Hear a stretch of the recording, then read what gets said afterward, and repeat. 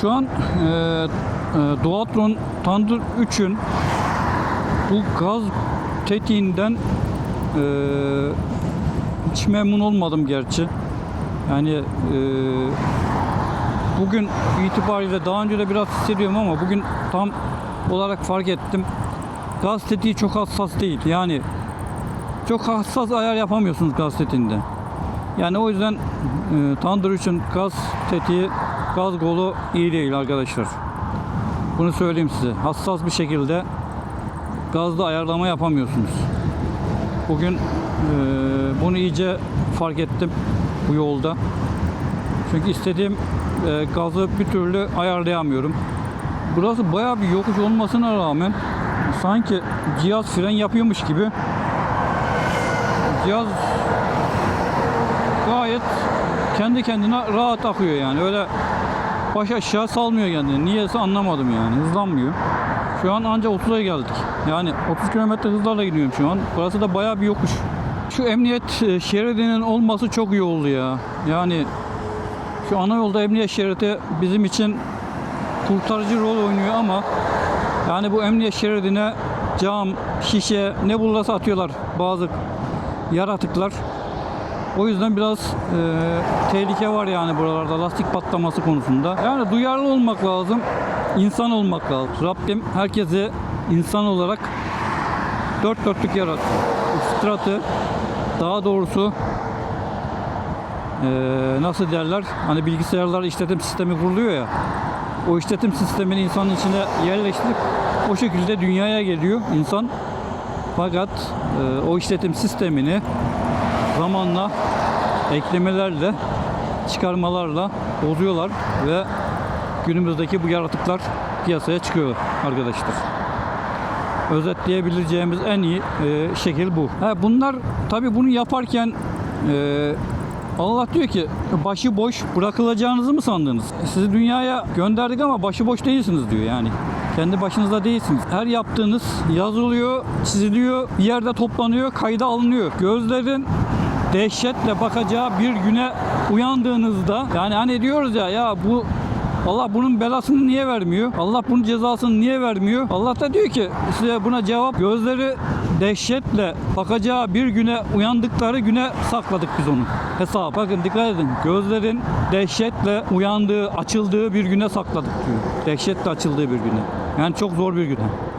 Kimsenin kimseye fayda vermeyeceği, paranızın, malınızın, mülkünüzün faydasının olmayacağı bir güne erteledik. O gün kimse kimseden bir şey isteyemez, yardım dilenemez, fayda göremez. Yaptıklarınızla baş başa kalacaksınız diyor. Ama bizler sanki hiç ölmeyecekmiş gibi, hiç hesap vermeyecekmiş gibi hareket ediyoruz. Yani Rabbim muhafaza eylesin o günün zorluğundan bizi. İşimiz gerçekten çok zor. Rabbim o gün huzurunda utandırmasın inşallah. Oraya kötü yük biriktirerek gitmeyi nasip etmesin. İyi yükler biriktirerek gitmeyi nasip etsin inşallah. Çakallı'ya gelmiş bulunuyoruz. Menzil 62 kilometre.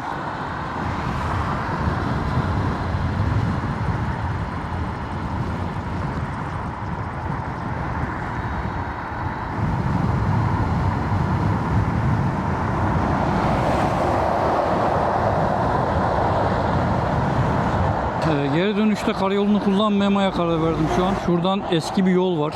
Ankara yolu diye geçiyor eski. Orayı kullanacağım. Orada pek fazla bir trafik olmuyor. Orada bir yerde oturup çay içeyim diyorum. Evet şu an range 50 kilometrelere düştü. Yani sıkıntı olacağını zannetmiyorum ama burası bu yol. Kurtuluş yolu olarak da geçiyor aynı zamanda. Biraz bir yokuşumuz var.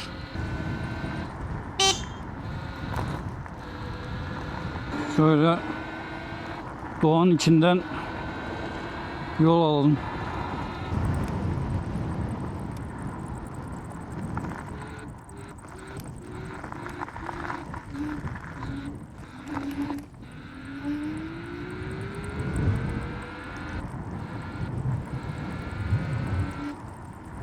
Şu gidon amortisörünü gevşetmek istiyorum ki yani buralarda ani refleks yapmak gerekebilir. Gidon amortisörü bu konuda dengesini bozuyor insanın. Yani tavsiyem düşük hızlarda gidon amortisörünü kullanmayın. Çünkü ani refleks gereken yerlerde gidon amortisörü engel oluyor ve dengenizi kaybedebilirsiniz. Düşük hızlarda amortisörsüz kullanmak daha iyi. Sadece yüksek hızlara çıkıldığında amortisörün sıkılması taraftarıyım ben. Sürekli de amortisörü sıkı kullanırsanız zaten çok fazla amortisörü çevirdiğiniz için amortisör bir zaman sonra zarar görecektir, patlayacaktır. Bildiğim kadarıyla bunu garantiye sokmuyorlar herhalde. Daha önce geldiğimde bu yol bayağı bozuktu. Yolu bayağı düzeltmişler yani. İyi olmuş bu yol. İlerleri bilmiyorum ama şu an buralar güzel. Hani fena değil. Eskisine göre. Burası Kurtuluş Yolu olarak geçiyor. Burası eski yol. Yani eski Ankara yolu. Samsun Ankara yolu burası. Kurtuluş Yolu olarak anılmasının sebebi Atatürk Samsun'a ilk çıktığında Kavak'a gitmek ve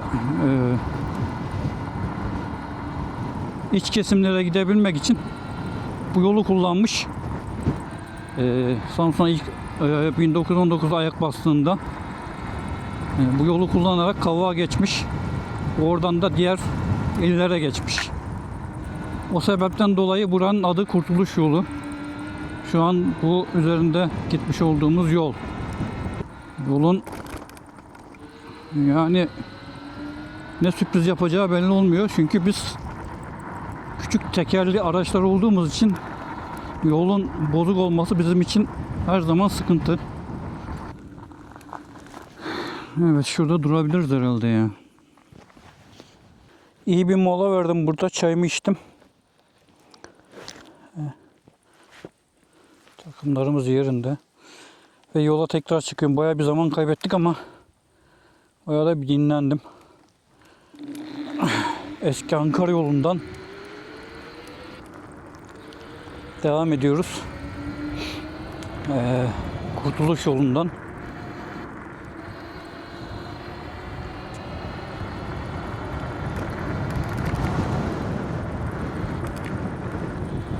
Evet, burada da müthiş bir manzara var. Şöyle gösterebildiğim kadarıyla. Önümüze de bakalım. Yani çok güzel ya. Yani ne kadar kameraya yansıyor bilmiyorum ama muhteşem bir manzara var. Yani sessiz, sakin. Tam kafa dinleyecek yerler buralar. Kavak'a neredeyse hiç mola vermeden gittim. Yani 35-45 kilometre hemen hemen kısa bir telefon görüşmesi falan için durdum öyle. Onun dışında mola için durmadım. Gelişte de az önce şu an bir noktada durdum. Ya ayaküstü giderken bazen insan koltuk aradığı oluyor ama eğer yavaş giderken ayaklarınızı dinlendirmeyi becerebilirseniz o da sorun olmuyor açıkçası. Bak şimdi önümden koşarak gitti. Diğerlerine haber veriyor. Bak uyanıklığı görüyor musunuz? Yani kendi cesareti yok herhangi bir şey yapmaya. Diğerlerini toplamaya çalışıyor. İşte bazı köpeklerin sorunu bu. Bu hayvanların yani bazılarında böyle bir sorun var.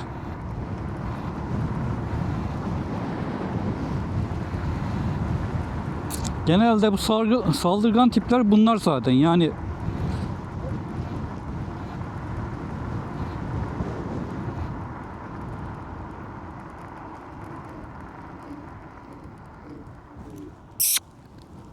gel. Ne yapalım? Haraç vermeden geçmeye çalışıyoruz. Yolu kesmiş adam ya.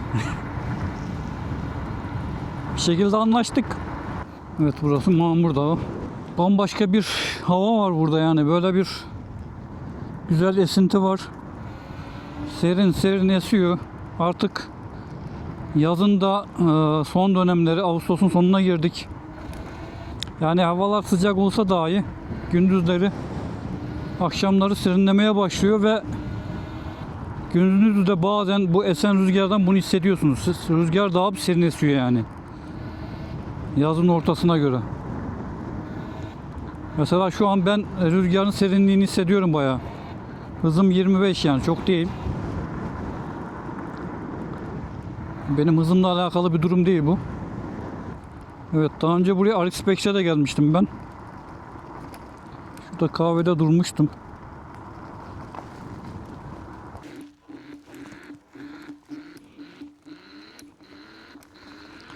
Bu mesire alanını merak ediyorum. Buradan geçtim bir sefer. Gitmek nasip olmadı.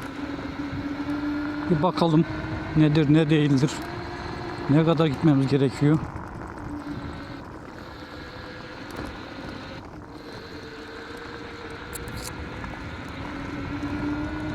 Yani herhangi bir kilometrede belirtmemişler. Şu kadar kilometre ileride diye.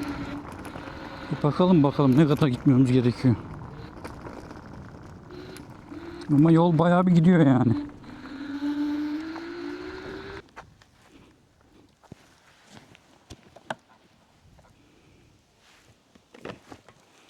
Selamünaleyküm.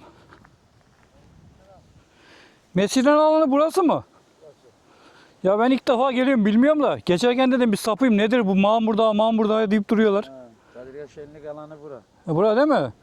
Pikniğe ne yapıyor? Masalarda mı oturuyor millet gelip de? Masaya da oturabiliyorsun. He. Çimene de oturabiliyorsun. Ne yapıyor? Aşağı doğru gidiyor mu burası?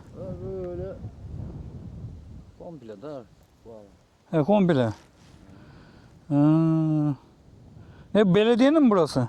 Yok, bura Ormaniye'nin de belediye kiralıyor. Biz dernek olarak biz kullanıyoruz. He, dernek?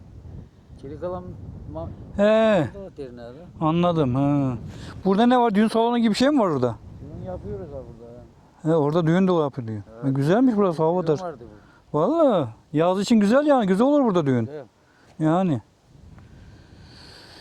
Güzelmiş manzara falan ya burası aşağı. Ağda. Yani temiz hava, mis gibi. Tam benim aradığım yer. Hadi görüşürüz, kolay gelsin.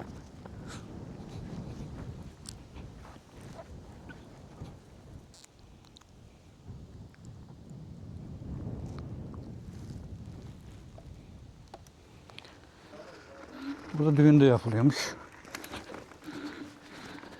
Yani güzel, rahat, temiz hava var.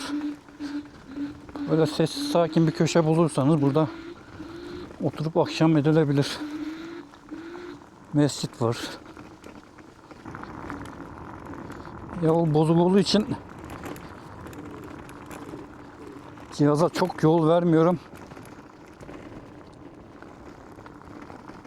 Çünkü neyle karşılaşacağımız belli değil her zaman gibi. Böyle yerlerde cihazı salıp gitmek çok tehlikeli. Bak, keskin virajlar var. Zemin bozuk.